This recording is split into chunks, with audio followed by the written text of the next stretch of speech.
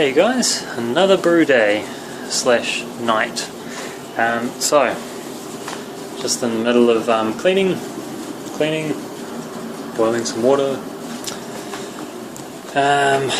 Basically going to do a kit and kilo with a twist.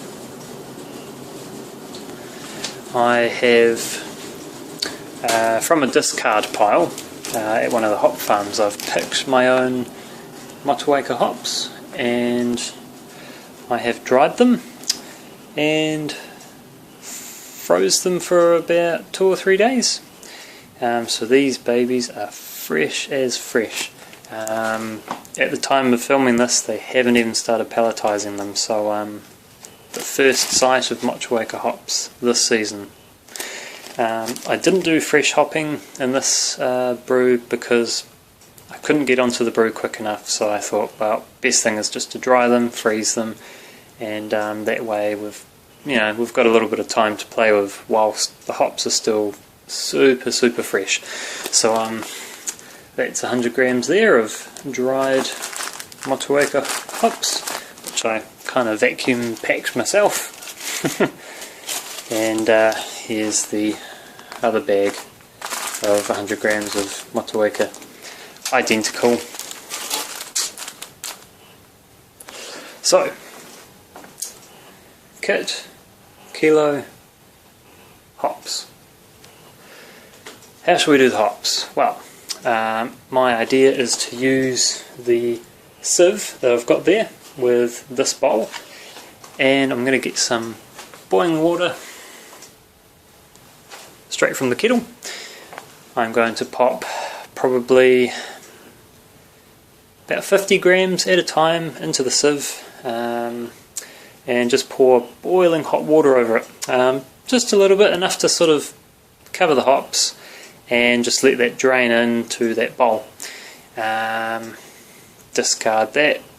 Next 50 grams, boiling water again, let it go into the bowl, discard the hops, so on and so forth, until I've used all 200 grams.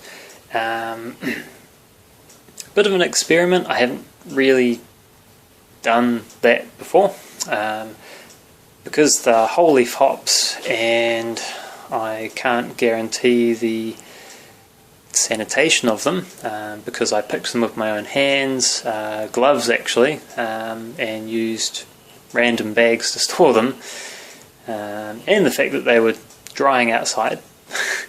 I can't really dry hop or add them into the fermenter.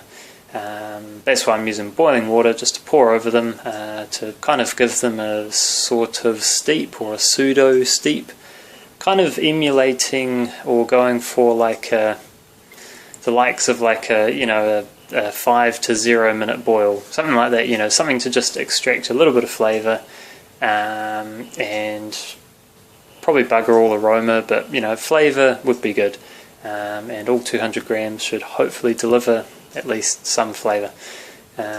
So by pouring the boiling water over that, hopefully I'm not extracting too much bitterness units by isomerizing the hops and bringing out alpha acids.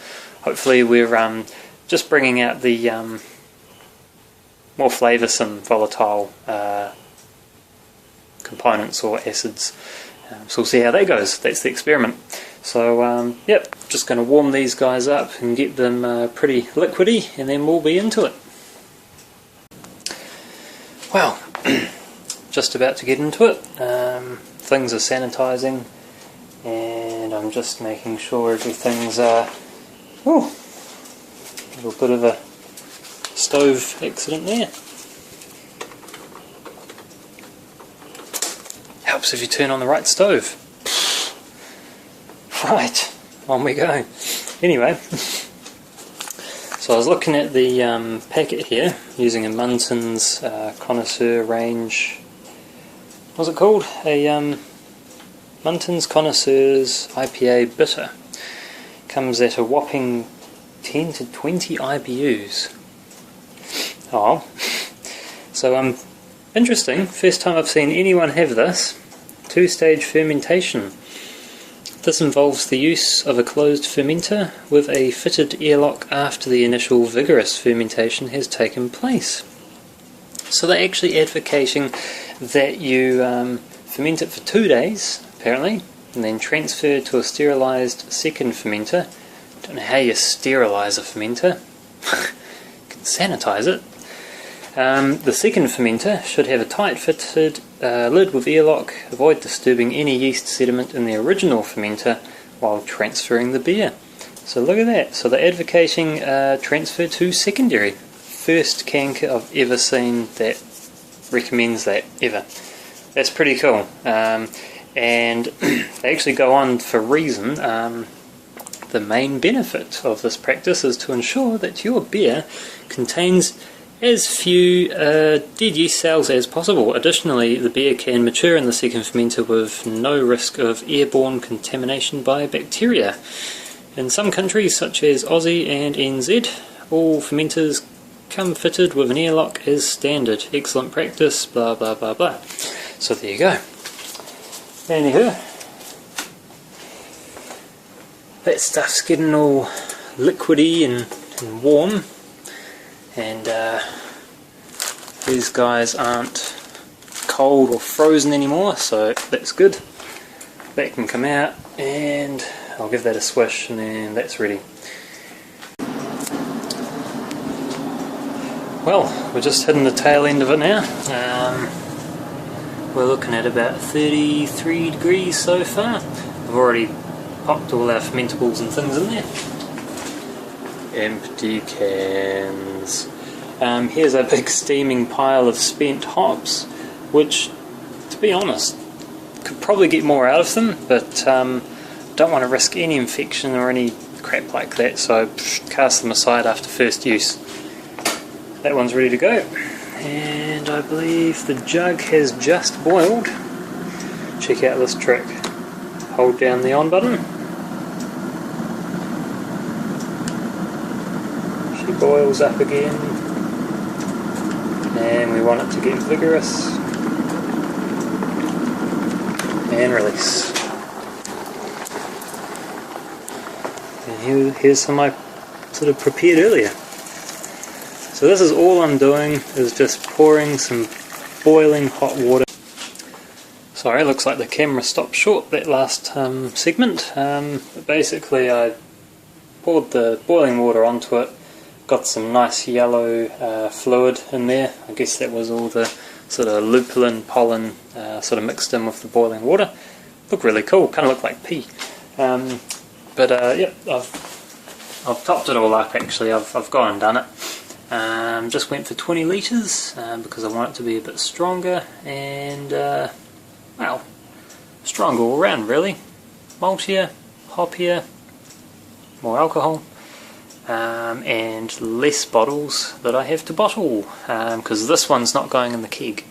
The keg's got a beer in it at the moment. It's half full, mind you, in what, say 3-4 weeks once this is all sorted out. Might have room, so I don't know, we'll see how we go. Might just bottle it. But currently we're sitting at about 31-32 degrees, and I am a known genius for always having hot water, so it's going to have to go outside overnight, and I have to pitch first thing in the morning, which isn't a big deal. Not a big deal. Would be better if I could just pitch and get the yeasties to take over, but it doesn't always work out. Especially with my method of adding so much boiling water. That's probably what did it. So anyway, that's all. I'll pitch in the morning, and you guys don't need to see that. It's pretty easy. And we'll come back to you with a probably a tasting in a couple months time and let you know how it turned out. Cool, cheers. Forgot to mention, we should probably give this beer a name. Had a little bit of a think, and I reckon we should call it Motueka Harvest IPA. Nice and easy, and it makes sense. Cheers.